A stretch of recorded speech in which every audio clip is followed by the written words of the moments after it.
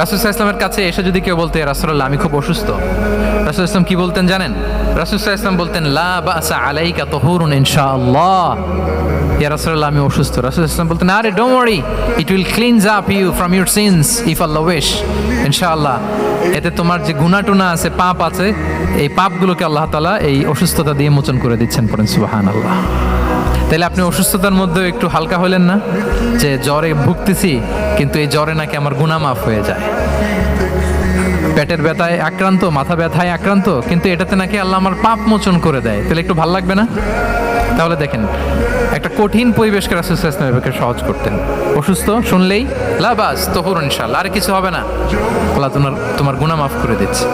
অসুস্থ ব্যক্তি দেখলেই মাথায় হাত দিয়ে দোয়া করতেন, আল্লাহুম্মা রাব্বান নাস আযহিবিল বাস ইশফি আনতাশ শাফি লা শিফাআ ইল্লা শিফাউক শিফাআন লা ইউগাদিরু সাকামা। উজ্জীবিত হয়ে যেত অসুস্থ ব্যক্তি।